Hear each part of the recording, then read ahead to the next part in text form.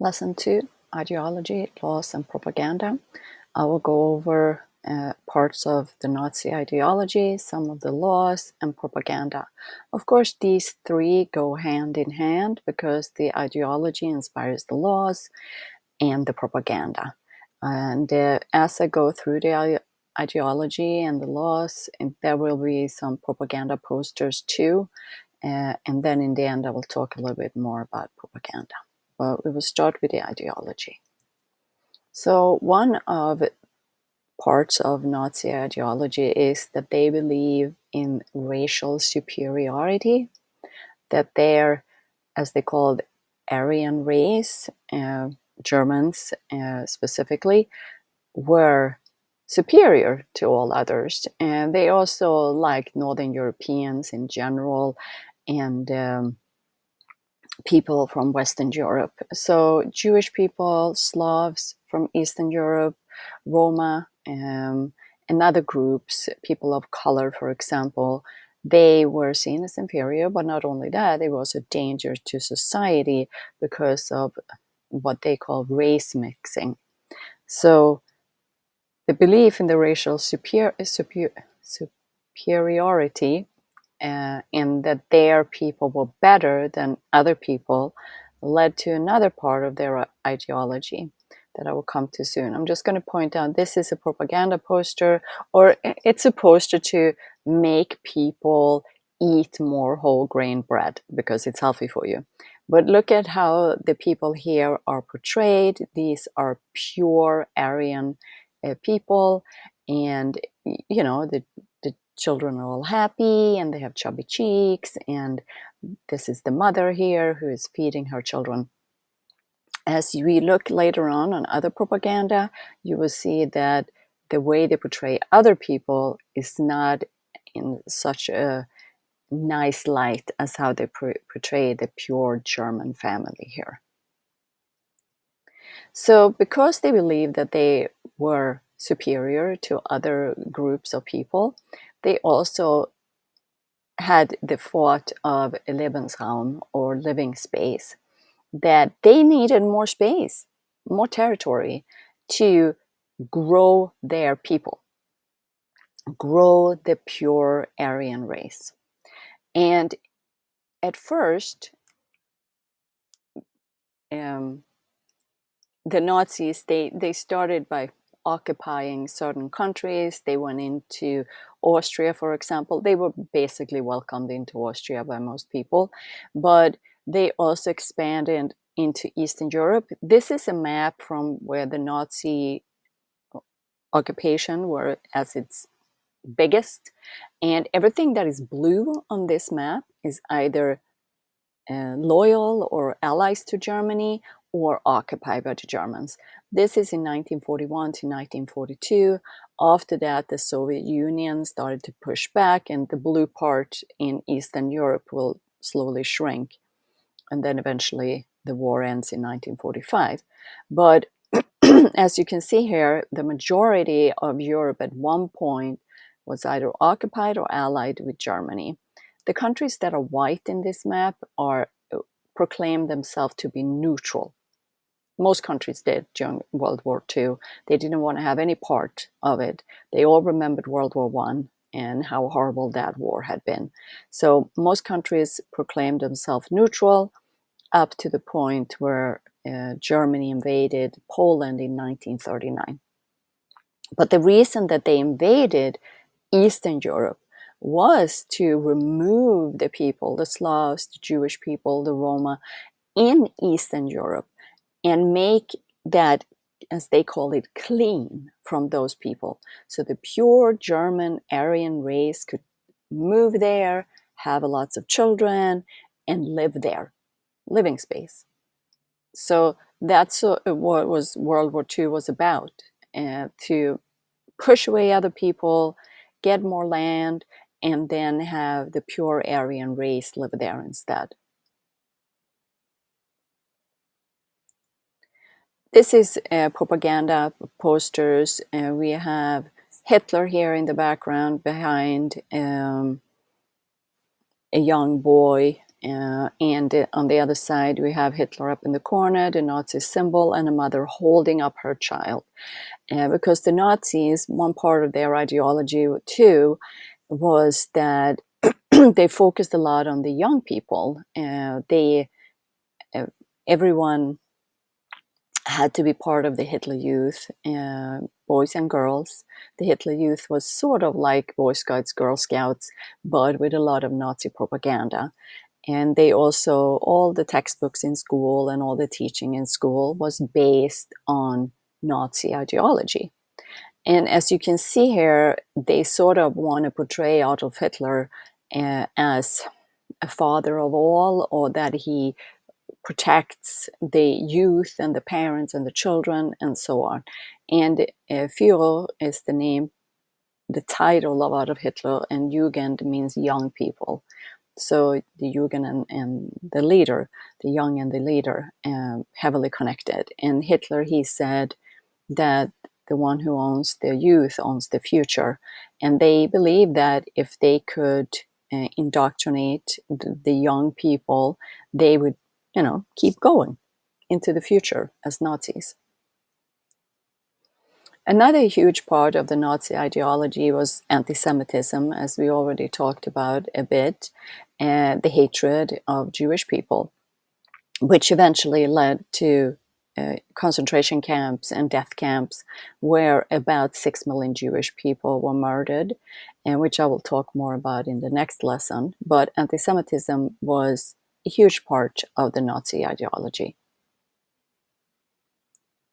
So laws, as I said, the laws were based on their ideology.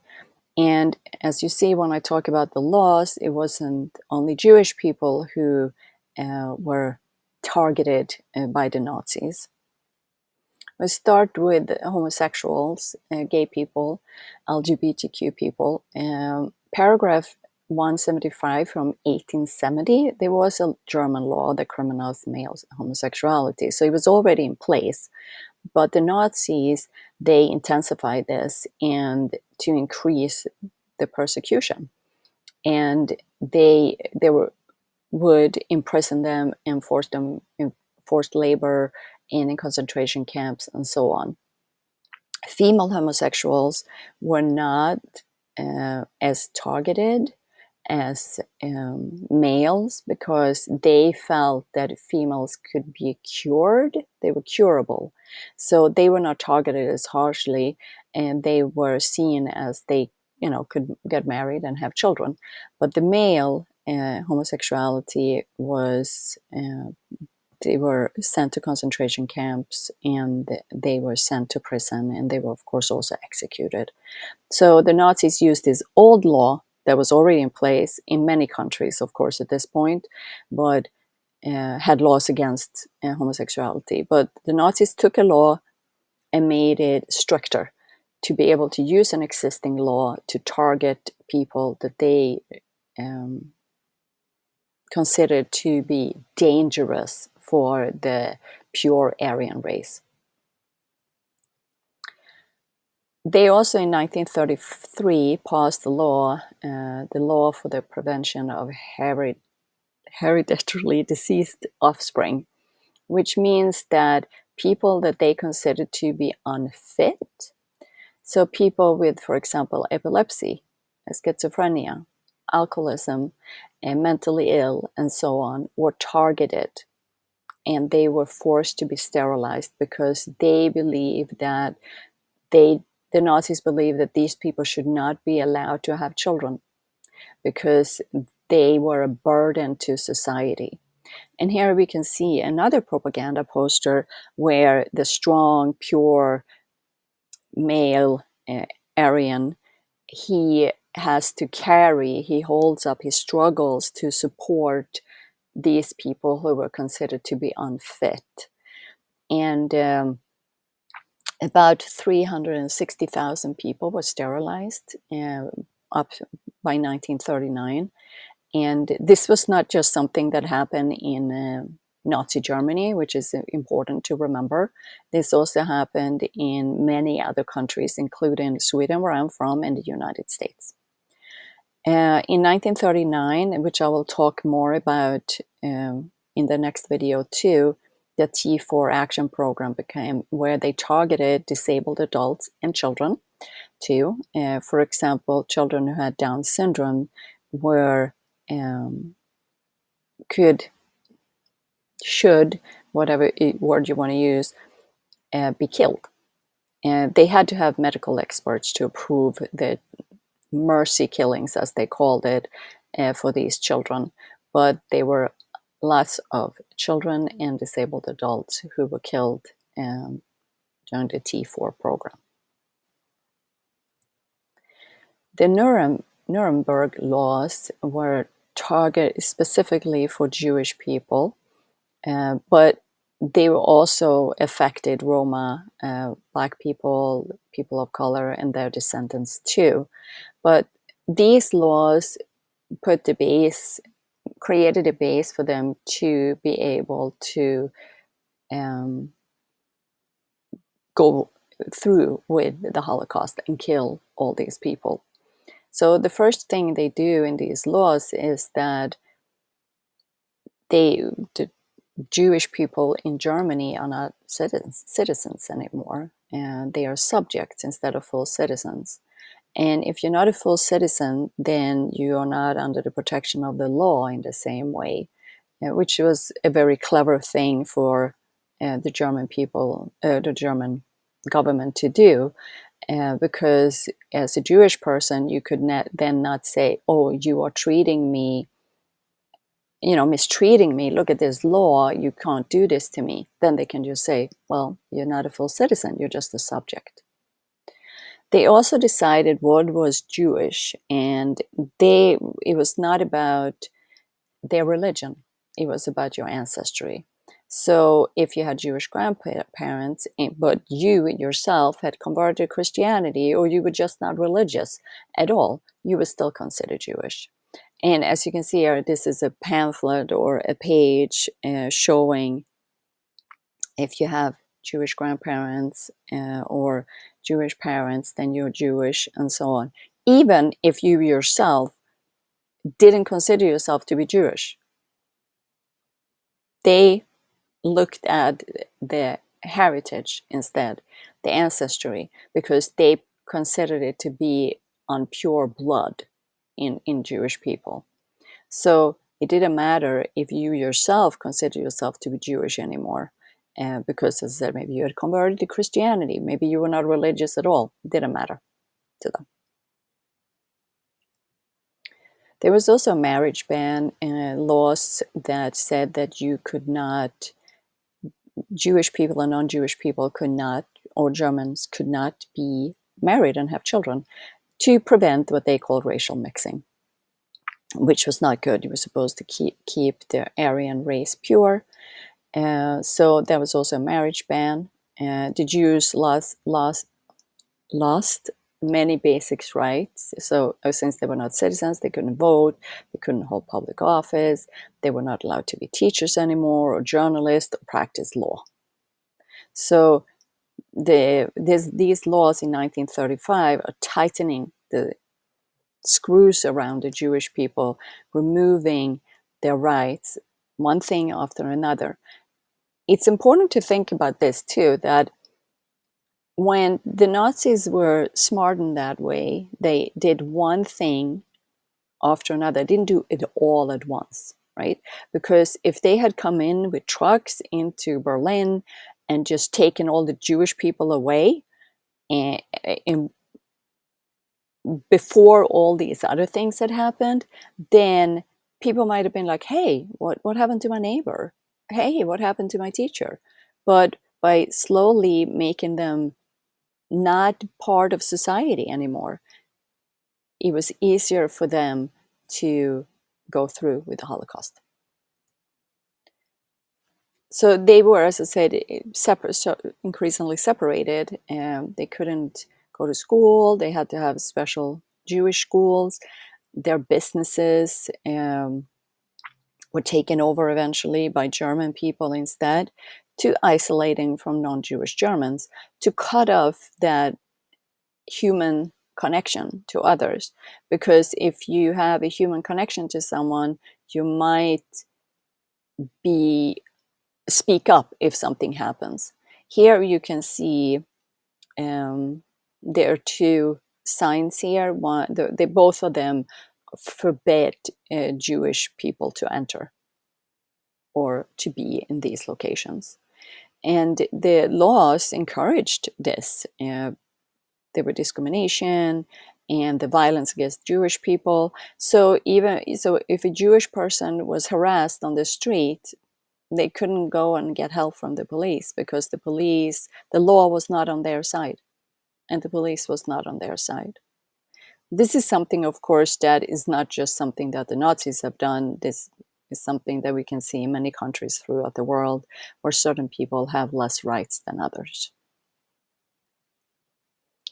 So in 1938, another law came out that Jewish people had to, if you were Jewish and gave birth to a child, there was a list of names that they had to use to pick from. That one of the names had to be this name, and they were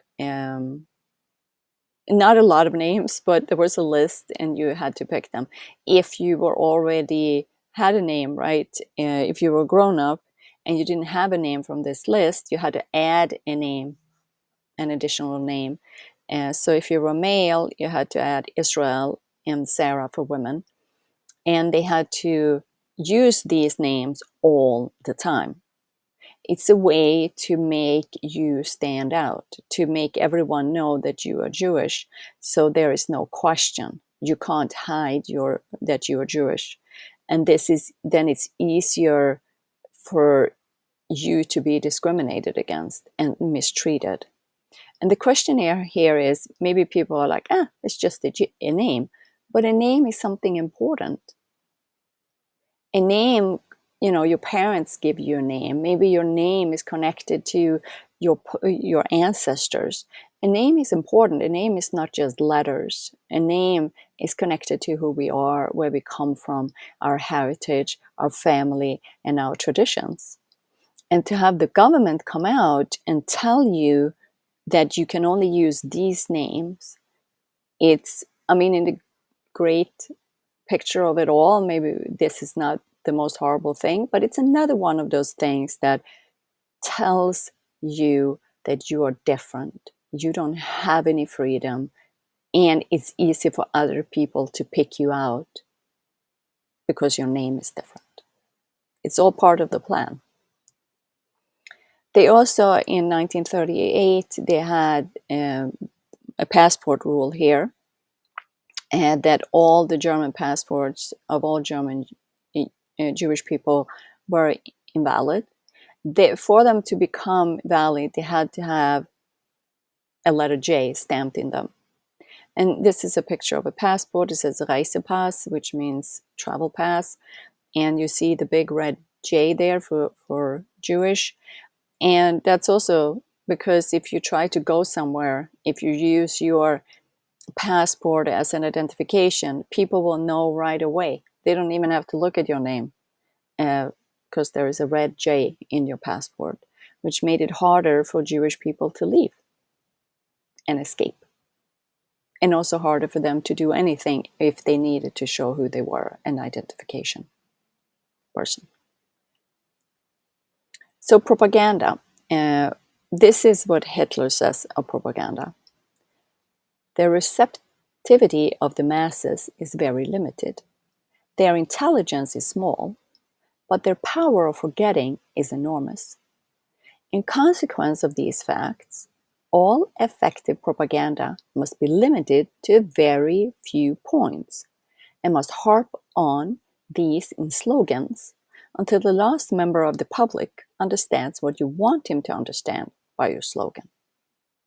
Propaganda is in a sense similar to advertisement, because advertisement wants us to believe certain things and feel certain things. And that's what propaganda does too. Propaganda is used in a political way, while advertisements is done to sell things, of course, but it's similar. So here we have two propaganda posters. One is showing the international Jewish conspiracy, that the idea of worldwide Jewish conspiracy, that the Jews were secretly controlling the governments, the economy, and the media to undermine other nations. And this is it's skuld, it's your fault. It's pointing to the Jewish person. And you can also see here how they portray the Jewish man compared to the other posters that we saw with the pure Aryan people that were, chubby and sweet and cute. The Eternal Jew is a propaganda film that shows Jews as subhuman, dangerous, and they're responsible for all the problems in society. And here, once again, look at how Jewish people are portrayed in comparison. And this is propaganda as aimed at children, and they are shown as being a threat to purity and survival of the German people. So first to the left here, we have two German children, and the Jewish men are giving them candy to trick them. And this is a school, and the Jewish teacher and the Jewish children are not allowed here anymore. And the other children are happy, they're cheering because the Jewish children and the Jewish teacher is leaving. And we can see here, once again, how the Jewish people are portrayed. A Jewish boy is pulling a girl's braid, another one is sticking their tongue out, while the pure German children are happy and that they are leaving. Here's two big contrast here, right? The Poison Mushroom, which was a children's book for German children, where Jewish people are portrayed as poisonous mushrooms that you have to stay away from. And you can see they have the Star of David on them, and just the way they are portrayed in the picture, not just the message, but in the picture, makes people feel uncomfortable. Compare that to the other picture here, which is a propaganda poster for the pure Aryan race. And this is, she is from the female Hitler Youth. And you can see how healthy she looks, and she's beautiful, and she's collecting money. So propaganda, and we also have to remember that back in this day, people didn't have TV. They went to the movies, they read books, and they listened to the radio. And the Nazis controlled all this. And they controlled the education system. And they pushed their ideology through the education system to make German children, German people, hate others. To make the German people look upon others as less and fear them, so they could go through with their horrific acts and kill these people. So ideology, propaganda, and laws are all intertwined and go hand in hand.